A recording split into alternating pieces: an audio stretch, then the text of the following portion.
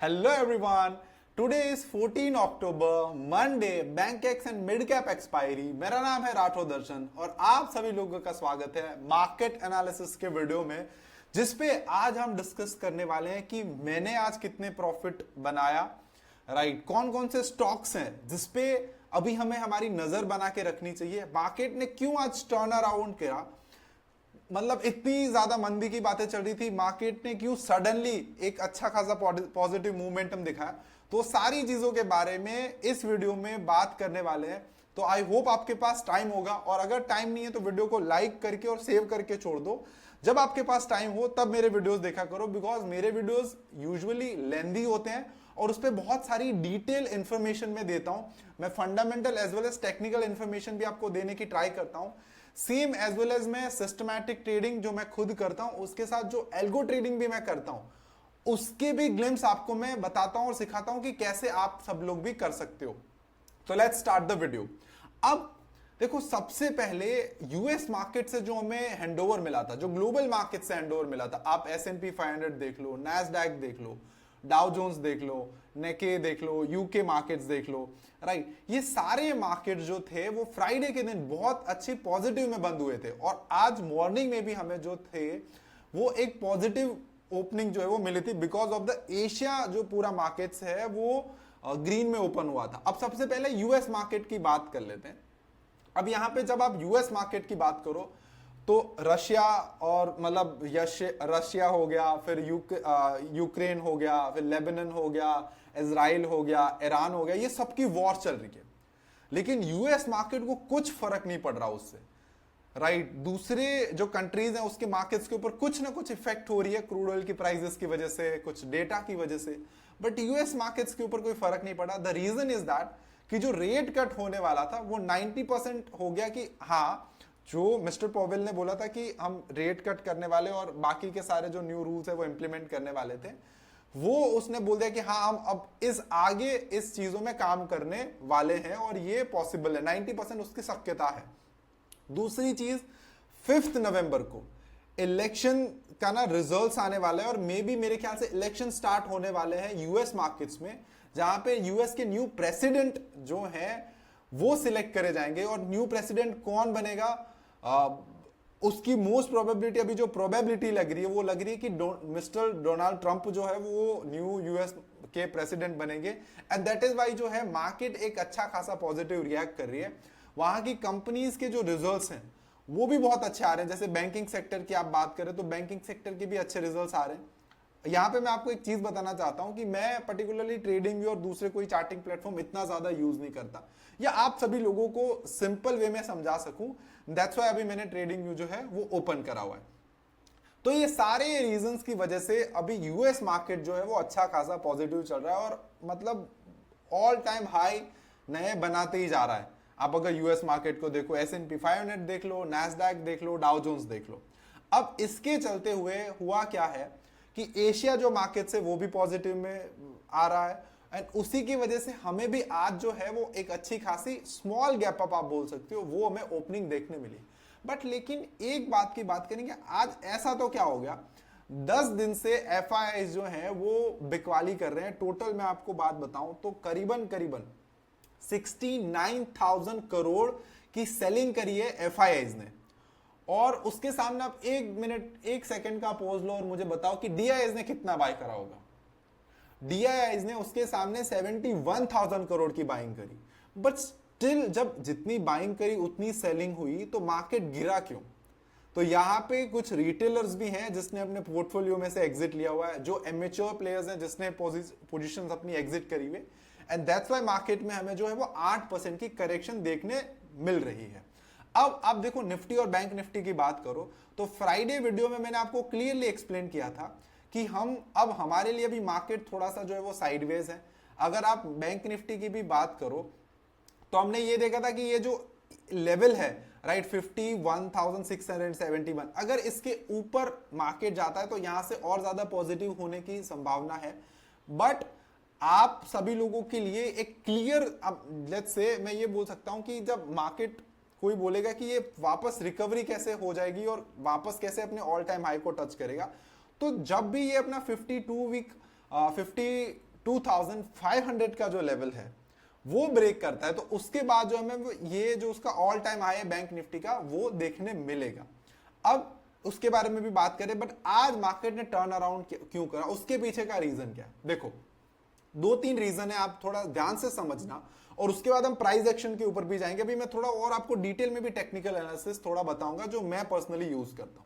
अब देखो, सबसे पहले तो सभी लोगों को ये लग रहा था, एफआईआईएस वर्सेस डीआईएस दोनों को ये लग रहा था कि सैटरडे और संडे इस टाइम के बीच में इजराइल जो है वो ईरान के ऊपर, लेबनान के ऊपर कहीं पे हमला कर सकता है। तो उसकी डर की वजह से अगर लेट्स से कि हमला होता है और क्रूड ऑयल या उसकी ऑयल रिफाइनरीज के ऊपर होता है तो क्रूड ऑयल के प्राइसेस शूट अप हो जाएंगे, ऊपर जाएंगे और इंडियन मार्केट्स में हमें जो मंदी देखने मिलेगी। बट ये 2 दिन में ऐसा कुछ भी नहीं हुआ, ना ईरान ने कुछ करा ना इजराइल ने कुछ करा। ईरान ने करा, आज मंडे करा, ठीक है, उसके बारे में भी, इसके ऊपर भी आएंगे। तो ये 2 दिन में कुछ नहीं हुआ, तो इस मीन जो न्यूज थी, जो डर था लोगों को, वो चला गया। दूसरी बात, फ्राइडे एफआईआईएस ने जो है वो स्टॉक फ्यूचर्स में हेवी बाइंग करी थी, अराउंड 2800 या 28,000 करोड़ समथिंग की, और इंडेक्स फ्यूचर्स में अराउंड 300 करोड़ समथिंग की बाइंग करी हुई थी। तो एक ये पॉजिटिव चीज थी कि अब देखो एफआईआईएस का जो व्यू है वो कहीं ना कहीं उसको जितना सेल करना था उसने सेल कर दिया है।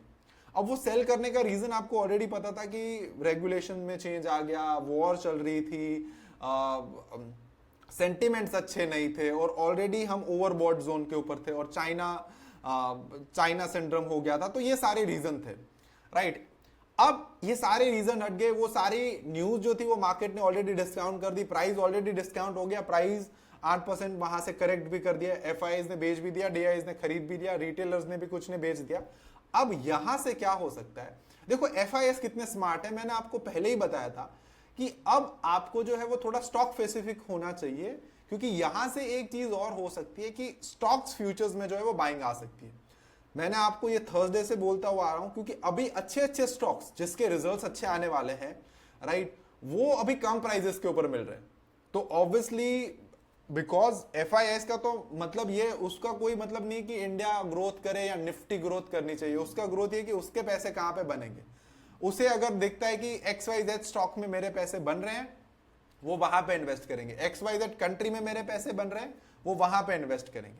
बेसिकली वो पर्टिकुलरली एक मोमेंटम ट्रेडर्स हैं। एफआईआईएस बेसिकली 2 टाइप के होते हैं। अभी के जो एफआईआईएस हैं वो मोमेंटम ट्रेडर है, जहां पे मोमेंटम दिख रहा है वहां पे पोजीशंस बनाएंगे, दूसरी जगह से अपनी पोजीशन जो है वो एग्जिट कर देंगे। अब सिंपल क्या करा कि जो अच्छे अच्छे स्टॉक्स मिल रहे थे वो सभी में उसने बाइंग करी हैवी फ्राइडे को, एंड अराउंड 2800 या 28,000 करोड़ की एफआईआईएस ने जो है वो बाइंग करी स्टॉक फ्यूचर्स में। अब उसके सामने इंडेक्स फ्यूचर में अराउंड 300 करोड़ की करी। तो ये एक थोड़े सा पॉजिटिव साइन था कि चलो एटलीस्ट जो 10 दिन से लगातार सेलिंग हमें देखते नजर आ रही थी और नेट में एफआईआईएस शॉर्ट में चले गए थे, उससे अभी जो है एफआईआईएस ने अपनी पोजीशन जो है वो बाइंग में कन्वर्ट करी है। तो एक थोड़े से पॉजिटिव मूवमेंट था, बट वो क्या हो सकता है कि वो शायद से हेज भी करी हो अपने शॉर्ट्स के अगेंस्ट, कि अगर कुछ बड़ा गैप डाउन भी हो जाता है तो कुछ तो बाई साइड की पोजीशन बनाए।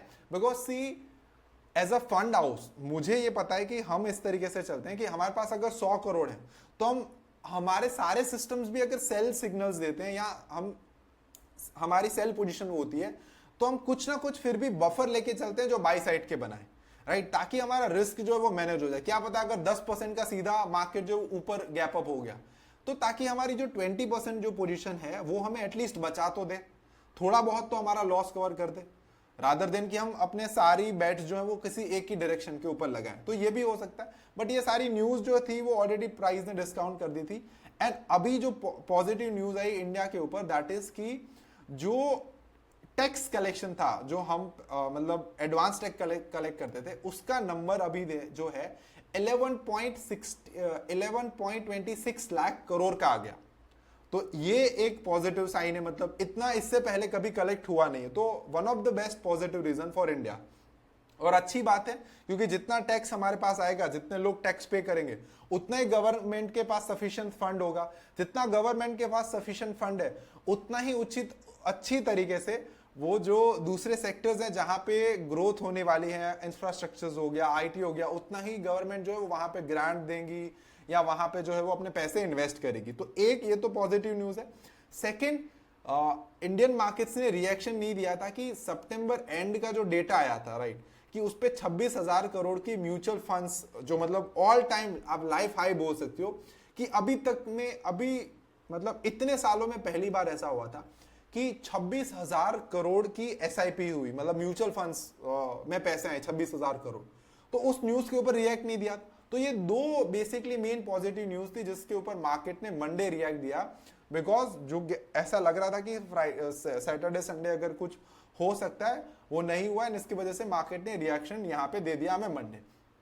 अब ये तो हो गई ओवरऑल मार्केट की बात। अब हम बात करते हैं कि मेरी पोजीशंस कहां पे थे, क्योंकि आप सभी लोगों को तो इंटरेस्ट वहां पे है कि सर आपने कितने पैसे बनाए।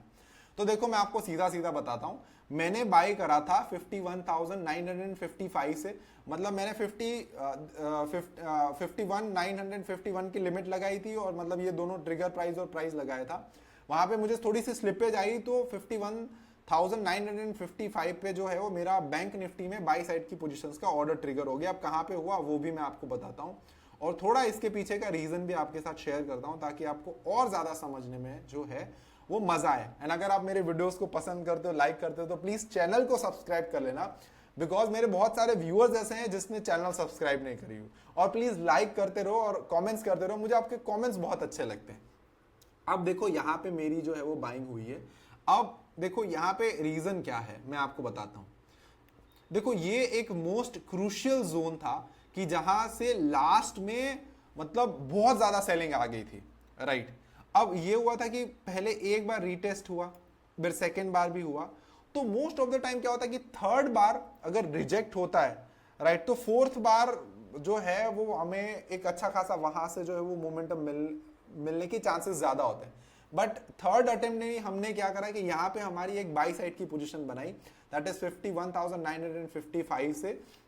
एंड अभी करंटली आप समझ लो उसमें 150 पॉइंट समथिंग अराउंड जो है उस पर प्रॉफिट चल रहा है। यहाँ पे आप देख सकते, मतलब 100 पॉइंट से ज्यादा है टोटल, राइट। मतलब 120 130 पॉइंट समथिंग या 130 पॉइंट समथिंग का जो है हमें यहाँ पे प्रॉफिट जो है वो चल रहा है। मैं दोनों दिखाऊंगा आपको, बड़े अकाउंट एज वेल एज छोटे अकाउंट्स। मेरे अकाउंट्स में पिछले टाइम से पोजीशन नहीं चल रही थी, तो आज मैंने फ्रेश पोजीशन बनाई, तो जो मेरी सेल साइड की पोजीशन चल रही थी वो बड़े अकाउंट्स में बेसिकली कवर हुई है। तो ये यहाँ पे हमने एक साइड की पोजीशन बनाई। अब देखो एज अ ट्रेडर मैं एक सिस्टमैटिक स्विंग ट्रेडर हूं। अब इस पे क्या है कि मुझे ये 5-5 रुपए और 10-10 रुपए के मूवमेंट्स कैप्चर करना अच्छा नहीं लगता। आप मेरा वेरीफाइड पीएनएल देख सकते हो, जिसपे मैंने बैंक निफ्टी में 2-2 हजार 2,500 पॉइंट्स भी कैप्चर करे हुए। अब क्योंकि मुझे एक ओवर द टाइम समझ में आ गया कि आप कभी भी मार्केट में सस्टेन नहीं कर सकते ये 200 पॉइंट्स का प्रॉफिट करके या 300 पॉइंट्स का प्रॉफिट करके।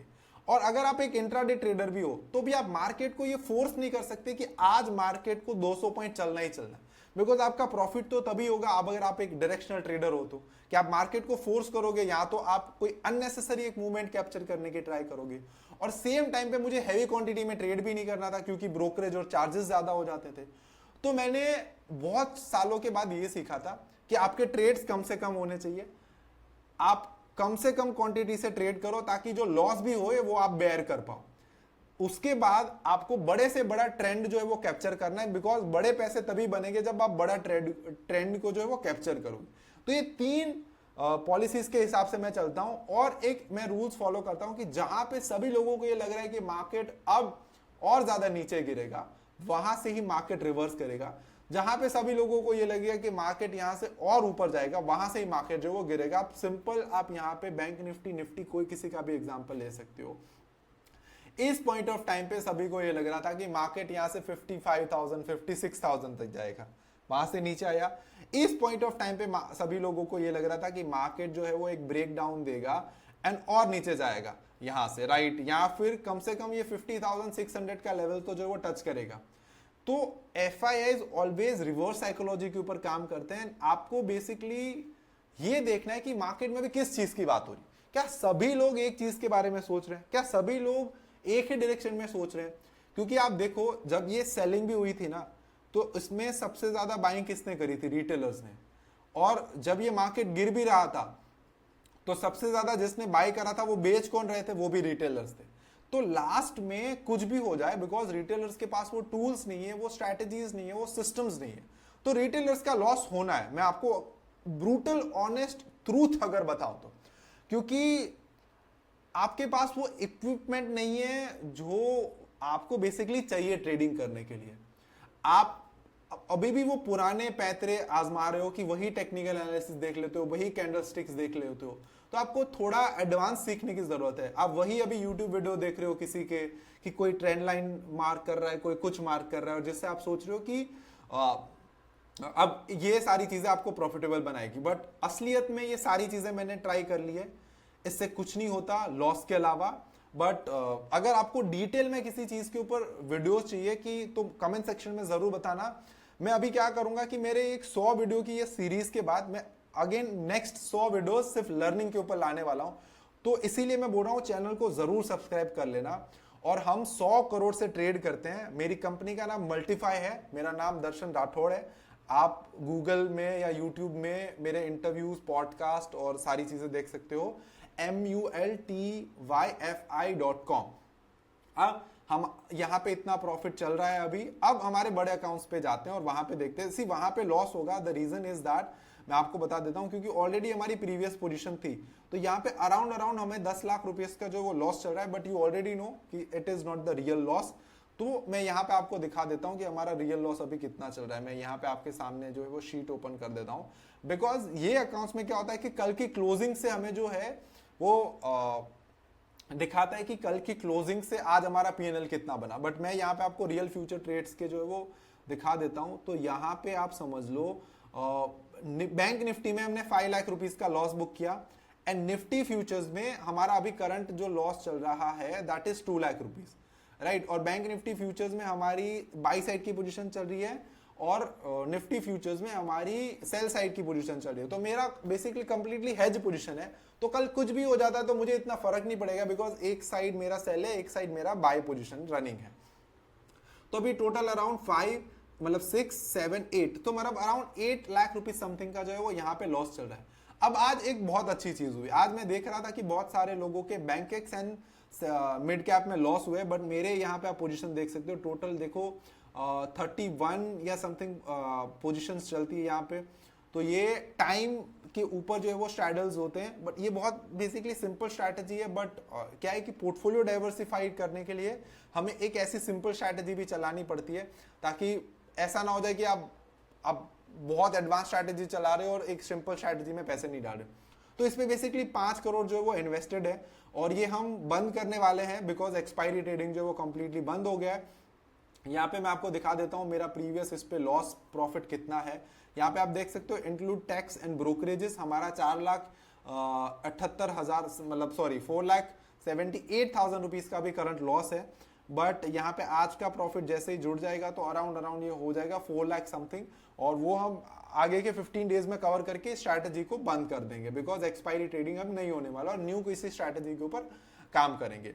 तो ये बेसिकली आज का पीएनएल था और आज का ट्रेड था। ऑलरेडी आपको लॉजिक मैंने बता दिया कि इसके पीछे का लॉजिक क्या था, कि यहाँ पे 3 बार, एक बार टेस्ट करा, दूसरी बार टेस्ट करा, और जब थर्ड टाइम टेस्ट करा तो हमने यहाँ पे बाय कर लिया। और आज का मार्केट्स के बारे में मैं बात करूं तो मैं 5 मिनट्स के टाइम फ्रेम में चला जाता हूँ। सी मार्केट के ना 3 फेज है। आप जनरली ये फेज पकड़ के चलो, ये आपको सारी चीजें कोई नहीं बताएगा, बट मैं आपको बताता हूँ। देखो सबसे पहले ये होता है एडवांस फेज, ठीक है। मार्केट सबसे पहले ऊपर जाएगा, फिर उसके बाद होता है एडवांस के बाद एक्यूमुलेशन या मतलब डिस्ट्रीब्यूशन। आप बोलो कि एक बार मार्केट ऊपर जाएगा, फिर मार्केट कंसोलिडेट करेगा, फिर वापस मार्केट जो है वो रैली देगा, मतलब अप साइड या डाउन साइड की। उसके बाद वापस जो है एक रैली कंटिन्यू करने के बाद वापस मार्केट जो है वो साइडवेज जाएगा, फिर वापस मार्केट क्या करेगा, वापस मार्केट एक ट्रेंडिंग करेगा, फिर वापस मार्केट साइडवेज चला जाएगा, एंड फिर वापस मार्केट जो है वो एक ट्रेंड डिसाइड करेगा। अब सी ऐसा नहीं है कि एक बार मार्केट ऊपर गया उसके बाद मार्केट को नीचे आना है। बेसिकली ये 2 फेजेस हैं कि पहले अगर मार्केट ऊपर चला है तो ऊपर एक्यूमुलेशन करेगा, फिर वापस डाउन की रैली देगा, फिर नीचे डिस्ट्रीब्यूशन होगा।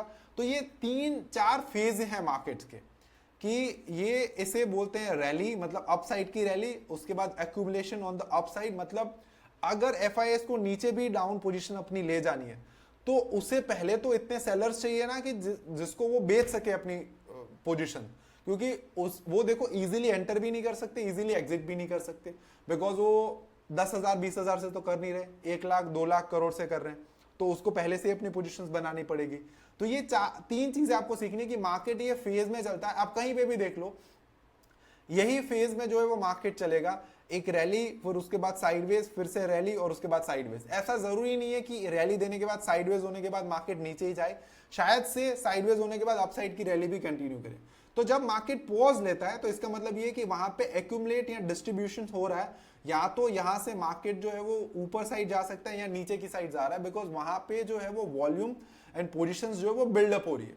तो ये बेसिकली आज के वीडियो में आपको सीखना था। अब थोड़े से स्टॉक्स के बारे में बात कर लेते हैं, ऐसे कौन कौन से स्टॉक्स हैं जिसपे आपको आपकी नजर जो है वो बनाए रखनी चाहिए। और बैंक निफ्टी में अब नेक्स्ट क्या हो सकता है, देखो निफ्टी में अगर सबसे पहले बैंक निफ्टी की बात करें तो मैंने ऑलरेडी ये लेवल्स आपके लिए ड्रॉ करके रखे हैं। अब देखो, अभी अगर आप बहुत ज्यादा मेच्योर ट्रेडर नहीं हो तो आपको सिर्फ मार्केट को वॉच आउट करना चाहिए। जब आपको एक क्लियर साइड का ट्रेंड दिख जाए उसके बाद आपको जो है वो पोजीशन बनानी चाहिए, इससे पहले नहीं बनानी चाहिए। उसके बाद लेट्स से अब कौन कौन सा लेवल जो है वो हमारे लिए और इंपॉर्टेंट हो जाता है। सी, ये लेवल को बैंक निफ्टी ने ब्रेक किया है, तो अभी हमारे लिए जो नेक्स्ट इंपॉर्टेंट लेवल हो जाता है दैट इज 52,500 का लेवल। अब यहां पे दो चीजें हो सकती है, अगर ग्लोबल मार्केट अच्छा परफॉर्म करती है तो कल ही बैंक निफ्टी गैप अप होके ये लेवल को टच कर देगी, या फिर ये हो सकता है कि थोड़ा बहुत अगर ये लेवल के नीचे मार्केट ओपन होता है तो वापस हमारे लिए एक और जो है हमें थोड़ी सी करेक्शन देखने मिल सकती है 50,500 तक या 50,600 तक। तो इसके ऊपर ओपन होता है तो मार्केट जो है वो ऊपर जाने की पॉसिबिलिटी ज्यादा है, और अगर इसके नीचे ओपन होता है और नीचे नीचे जाता है तो हमें यहाँ पे ये लेवल जो है वो टच करने की पॉसिबिलिटी ज्यादा है। अब देखो मैं आपको क्लियर कट बता दूं, I am not a discretionary trader, मैं लेवल बेस के ऊपर ट्रेड भी नहीं करता हूं। जस्ट बिकॉज आप सभी लोगों को ये सारी चीजें पसंद है, इसीलिए मैं आपको ये सारे लेवल्स एंड ऑल दिस जो है वो प्रोवाइड कर रहा हूं। अगर आपको नहीं पसंद, आप कमेंट्स में मतलब नो या नहीं पसंद लिख सकते हो, मैं ये बंद कर दूंगा और मैं सिर्फ सिस्टम्स की ही बात करूंगा आप सभी लोगों के साथ। तो ये जो दो लेवल है वो हमारे लिए अभी इंपॉर्टेंट है। सी, आपको अगर ट्रेड लेना है या कुछ भी करना है तो पहले 1 घंटा वेट करना चाहिए। पहले 1 घंटे की कैंडल जो है वो फॉर्म होने का वेट करो, उसके बाद उसके ब्रेकआउट या ब्रेकडाउन के ऊपर कोई डिसीजन बनाओ कि अब यहां से मार्केट जो है वो ऊपर जाने की पॉसिबिलिटी ज्यादा है या यहां से मार्केट नीचे जाने की पॉसिबिलिटी ज्यादा है। अब इस पे मैं क्या बोल रहा हूं आपको वो आपको एक बार समझ लो। मैं जब वन आवर की बात करता हूं तो बेसिकली जब भी 1 घंटे का कैंडल बन जाता है, अब मैं आपके साथ 2-3 एग्जाम्पल शेयर करता हूं। जैसे ये पहले 1 घंटे का कैंडल है, ठीक है। अब यहां पे हम क्या करेंगे कि पहले 1 घंटे के कैंडल को हाई मार्क कर लिया और उसका लो मार्क कर लिया। अब यहाँ पे जैसे इसका हाई ब्रेक हुआ तो यहाँ से पॉसिबिलिटी ज्यादा है कि अब ये जो है वो ऊपर जाएगा, बिकॉज उसने अपने आवली टाइम का जो है वो ब्रेकआउट कर दिया। बेसिकली इसे ये बोलते हैं कि आप अपने आवली टाइम फ्रेम की प्राइस का ब्रेकआउट करो, प्राइस ब्रेकआउट बोल सकते हैं आवली टाइम फ्रेम का, ठीक है। I don't remember the exact word इसे क्या बोलते हैं, बट देखो मोस्ट ऑफ द टाइम यही होता है कि वो अपना जब आवरली ब्रेकआउट करता है तो उसके बाद वो सस्टेन करता है ऊपर या नीचे की साइड। अब देखो यहाँ पे उसने ब्रेकआउट करा, सस्टेन करा, यहाँ से उसने ब्रेकआउट करा, सस्टेन नहीं करा, आपका लॉस हो गया। यहाँ पे उसने ब्रेकआउट करा, सस्टेन करा, फिर यहां से उसने नीचे की साइड का ब्रेकआउट करा, नीचे सस्टेन करा, यहां से उसने ऊपर की साइड का ब्रेकआउट करा, सस्टेन करा। तो मोस्ट प्रोबेबली जो आपको ट्रेड्स भी मिलते हैं ना, आप कोई भी टाइम देख लो, देखो ये 9:15 इसने नीचे की साइड का ब्रेकआउट दिया, नीचे सस्टेन किया, यहाँ पे उसने ऊपर की साइड का ब्रेकआउट दिया, ऊपर सस्टेन करके वापस नीचे आ गया, स्टॉप लॉस हिट हो गया, यहाँ पे नीचे की साइड का ब्रेकआउट दिया, यहाँ पे भी नीचे की साइड का। तो ये जो आवरली कैंडल होती है ना, बिकॉज आप यहाँ पे एक चीज समझो, अगर आज मार्केट FIS को आज मार्केट 2% चलाना है तो उसको सुबह से मॉर्निंग से पोजीशन बनानी स्टार्ट करनी पड़ेगी, और अगर आज उसे 2% गिराना है तो सुबह से उसको सेल करना पड़ेगा। वो बीच में कहीं पे भी नहीं कर सकते हैं ये, राइट, और कर सकते हैं तो वो रेयर चांसेस होते हैं। तो इसीलिए आवरली कैंडल जो है वो थोड़ी बहुत इंपॉर्टेंट होती है। अब थोड़े से निफ्टी पे बात कर लेते हैं। सी, निफ्टी अभी मेरे लिए थोड़ा साइडवेज है। द रीजन इज दैट कि अभी निफ्टी के टॉप जो कंपनीज है उसके रिजल्ट्स आने वाले हैं। आज रिलायंस के रिजल्ट्स आने वाले हैं, maybe we don't know कि क्या रिजल्ट्स हैं, एक बार मैं आप सभी लोगों को चेक करके बताऊंगा। अब हमारे लिए इंपॉर्टेंट लेवल्स की बात कर लेते हैं कि देखो मोस्ट ऑफ द टाइम क्या हुआ है कि रिलायंस के रिजल्ट्स के टाइम पॉजिटिव रिजल्ट्स आने पर भी रिलायंस डाउन गया और नेगेटिव रिजल्ट्स आने के बाद रिलायंस जो है वो ऊपर गया। तो ये मतलब थोड़ा सा पैचीदा लगेगा आपको, बट ये हुआ है पास्ट में। तो अब यहाँ पे हमारे पास ये दो इंपॉर्टेंट लेवल आ रहे हैं कि ये दो लेवल हैं, इसके बीच में अगर अभी निफ्टी ट्रेड करता है तो हमारे लिए निफ्टी जो है वो साइडवेज है, हम थोड़ा अवॉइड करेंगे। अगर ये ऊपर का साइड का लेवल ब्रेक करते हैं तो हम ये मान के चल सकते हैं कि 25,400 के लेवल को मार्केट जो वो टच करेगा। एंड अगर ये नीचे की साइड का लेवल ब्रेक करे, देखो मैं आपके लिए बहुत ना सिंपल डिजाइन कर रहा हूं, मैं नहीं चाहता कि मैं आपको 10-15 और चीजें दिखाऊं और फिर आपको कंफ्यूज कर दूं। और अगर नीचे की साइड का लेवल ब्रेक करता है देन हमें ये लेवल जो है वो आसानी से देखने मिलेंगे। अब ये तो हो गया, अब थोड़े से स्टॉक स्पेसिफिक आ जाते हैं। स्टॉक्स में कौन कौन से स्टॉक्स में हमें लुकआउट करना चाहिए। देखो मैं सबसे पहले आपके सामने वीकली टाइम फ्रेम का चार्ट जो है वो ओपन कर देता हूं। अब यहाँ पे आप HDFC लाइफ का वीकली टाइम फ्रेम का चार्ट जो है वो देखो, यहाँ पे मैं आपके लिए ये मार्क भी कर देता हूं।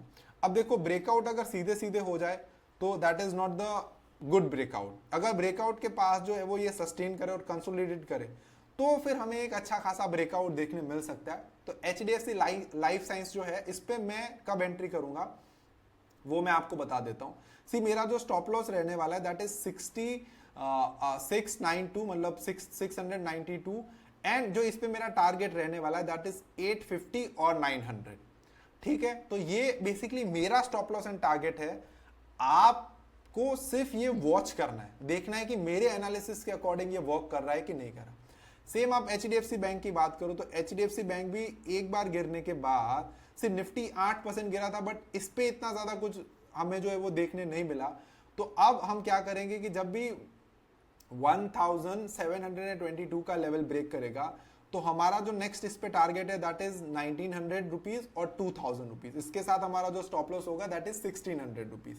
और उसके बाद LNT की बात कर लेते हैं। LNT ने डेली टाइम फ्रेम में as well as weekly time frame में अच्छा खासा कंसोलिडेट करा है। यहाँ पे आप देख सकते हो।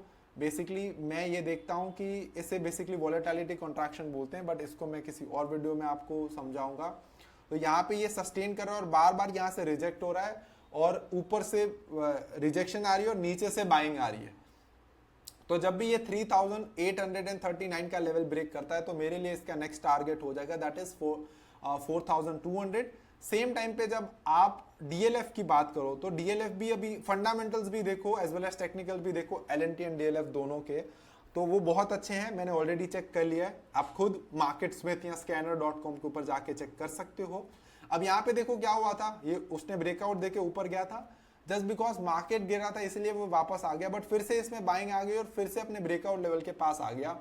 तो मैं DLF को 862 या 60 के लेवल के ऊपर बाय करना पसंद करूंगा। ये बेसिकली मेरी एंट्री होगी जिसपे मैं स्टॉप लॉस लेके चलने वाला हूं 812 का, एंड जिसपे मेरा सिंपल फर्स्ट टारगेट होगा दैट इज 962 या 1000। अब सेम ये कोटक महिंद्रा और AB कैपिटल का चार्ट आप खुद देख सकते हो।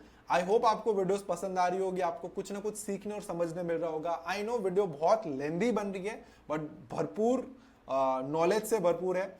सो थैंक यू सो मच। अगर चैनल को सब्सक्राइब नहीं किया तो चैनल को प्लीज सब्सक्राइब कर देना। Till then keep learning, keep growing and keep making money from the stock market. Thank you. Bye bye. Have a good night.